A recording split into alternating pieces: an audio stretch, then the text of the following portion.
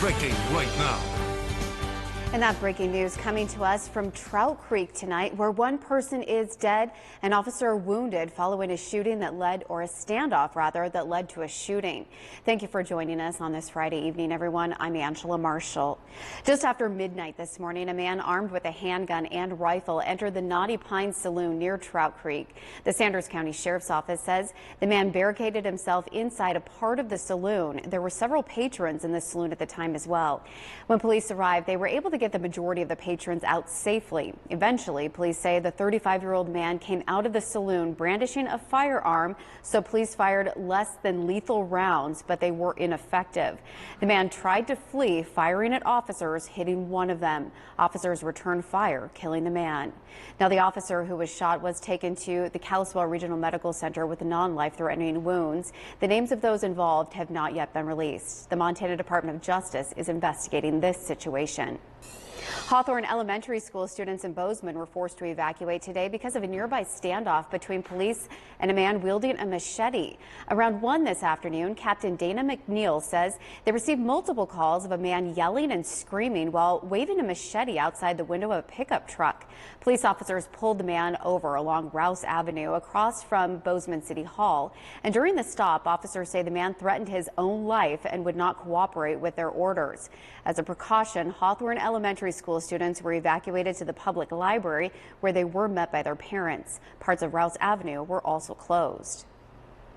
We want to let people know that there isn't any immediate danger to the public, and that really what we need right now is to just let us work, let us do our job, let us talk to this individual, and try and figure out what is causing this behavior and really what's going on. Right now, everybody's safe, nobody's injured, and things are progressing as well as they can in this situation. Now, that man was safely detained less than an hour ago, shortly after that interview. And we first brought to you these stories on our breaking news app, our ABC Fox Montana app.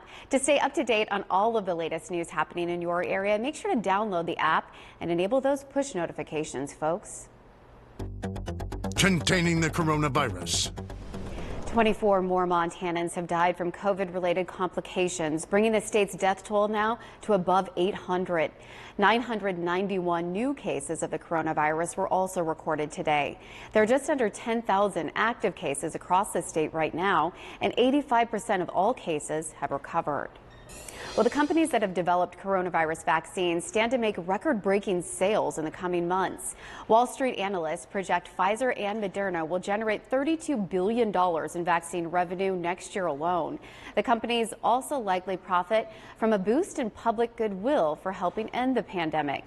That publicity will be especially valuable for Moderna, a relatively new biotech company a lot of people hadn't even heard of before 2020. Morgan Stanley projects Pfizer will make $19 billion in coronavirus vaccine revenue in 2021.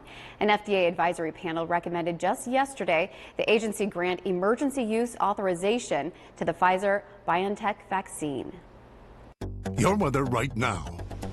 Well, good Friday, everyone. We have two storm systems to talk about for the weekend. Neither is really too strong, but nonetheless, we'll see some snow, especially across western and southern Montana. So let's take an overview. Accumulating snow through early tomorrow in the western and southern parts of Montana. A repeat late Sunday. Colder statewide, and we're looking at fog yet again in northeast Montana. As you can see, we do have winter weather advisories through 8 a.m. Saturday for the Missoula, Bitterroot, Mission, and Flathead valleys in western Montana, including Missoula, Polson, Kalispell, and Hamilton, and the surrounding mountains. Also the lower Clark Fork area west of Missoula and the Seeley Lake Potomac area. Right now, areas of snow mainly in the mountains around Missoula up into the Mission Valley. Also, we've had some heavier snow north and east of the Great Falls area and between Livingston and Billings as well. And here's that dense fog advisory being continued until 6 o'clock and now encompassing all of northeast Montana, including Glasgow and Glendive. We're going to see visibilities cut to less than a quarter of a mile, and it is definitely colder today than we've seen. Temperatures pretty much in the 20s statewide with 31 in the Kalispell area. All right, the weekend is here. I'll be tracking the first storm and the second storm and tell you what I'm thinking as far as snowfall amounts. New information. The Supreme Court just rejected a bid by the state of Texas and President Trump to overturn the results of the presidential election. The decision came down just moments ago. The lawsuit was brought by Texas Attorney General Ken Paxton, backed by numerous Republican attorneys general, including Montana's AG Tim Fox. It was also backed yesterday with the signatures of over 100 Republican representatives, including Montana Representative and Governor-elect Greg Gianforte. Their goal was to invalidate millions of votes in Georgia, Michigan, Pennsylvania, and Wisconsin, states which Joe Biden won. Notably, the Republicans are not challenging the election process in any state that Trump won, just the 4 battleground states he lost. And today, Governor Steve Bullock filed a brief to the U.S. Supreme Court urging them to deny that Texas lawsuit. And here's what it said in part. Our democracy is not a game. The decisions of elected officials have real consequences for the rule of law and the underpinnings of our democracy that are more important than currying favor with an outgoing president. It is up to all of us to defend the rule of law and our representative democracy. Without it, we are lost. If Texas is successful in its suit, it would destabilize the results of elections in Montana and any other state that took valid state law actions to minimize the impact of the virus on voting, including states that delivered victories to Republican candidates using mail ballots and would disenfranchise voters. And Montana Attorney General Tim Fox posted this tweet to Twitter earlier today saying, quote, while the odds of the U.S. Supreme Court accepting Texas's belated lawsuit against Georgia, Michigan, Pennsylvania, and Wisconsin are slim at best, the case raises important constitutional questions about the separation of powers and the integrity of mail-in ballots in those defendant states. For that reason, Montana and 16 other states have filed an amicus brief supporting Texas to encourage the nation's highest court to address these concerns and bring much-needed finality to this election. Well, anyone interested in the Butte Superfund cleanup process is encouraged to attend a virtual community meeting this coming Monday. Now, according to the Montana Standard, the Environmental Protection Agency Region 8 will be putting on that virtual meeting Monday to discuss various projects happening in Butte, as well as the community concerns related to the Superfund cleanup. For full details on how to participate, you can find those on our website, montanarightnow.com. New at 5. For many families in the rural parts of Montana, getting access to food assistance is quite a challenge. And that's why the Montana Food Bank Network works to ship meals to those in need. But right now, they're boxing food in a place that you might not expect. Dartessa Nato is live in the Missoula newsroom with more. And that's right, unexpected but much needed. This morning I headed out to Neptune Aviation, not to talk to them about firefighting, but instead to learn more about the Montana Food Bank Network's Mail a Meal program. Now, since the pandemic started, only staff have been allowed to be in the food bank, but in order to get all of the boxes packed, the food bank staff still needed volunteers. That's when Neptune Aviation swept in to help. They offered the food bank an empty hangar so that they could keep packing boxes with the help of volunteers. Taylor Flores with the Montana Food Bank explains why this program is so important this time of year. With the holidays, people are spending a little bit more money, so it's either Christmas presents or food. And you definitely need to eat, but if we're able to take just that little burden off of the family, it's just so nice. Flores says they just have under 2,000 boxes ready to be handed out. Now, the food bank actually has to be out of this space by January 1st, so they're looking for a new space to work out of starting in March. So if you have any ideas, make sure to let them know.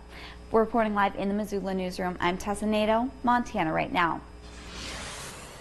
One nonprofit in Missoula needs your help. The Foundation for Community Health is holding a fundraiser to help support the care of cancer patients. The Community Oncology Fund provides care-related costs for patients undergoing cancer treatment. The annual Community Cup hockey benefit usually helps raise this money, but was canceled this year to COVID-19. Now, in its place, the nonprofit is holding an online auction next week. The foundation's operation and program manager, Kevy Berger, says the funds will also go toward transportation costs and medication that patients otherwise might not afford. If you've lost your job or you've had your benefits cut, or for instance, let's say, you have to go in for a bunch of testing and your insurance doesn't cover it, that just adds more stress and more to a patient's load, when really all they should be doing is sitting back and trying to get healthy. The auction will open on Sunday at noon and close the following Sunday at noon. And you can find a link to the auction site on our website. Well, it is a season of giving, and one church is getting in the spirit by supporting local students and teachers. Our Joey Taylor joins us now from Great Falls with how they're giving back. New City Church adopted Lewis and Clark Elementary School 10 years ago, and their giving continues long after Santa heads back to the North Pole. During the holiday season, they have provided meals for families and gifts for students and teachers. Throughout the year, they provide lunches for teachers, redecorate the Teachers Lounge, and so much more. They do so many things to help our school and our families, and that is such a blessing to our school families, and for us to be able to provide that for families that might need it.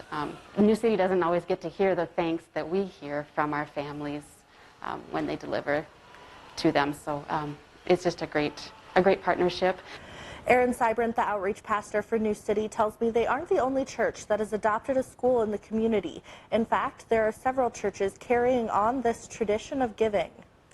Now, besides the adoption of Lewis and Clark School, New City was able to give away over 300 gift cards spread out between 23 schools in Great Falls, all to help teachers this holiday season.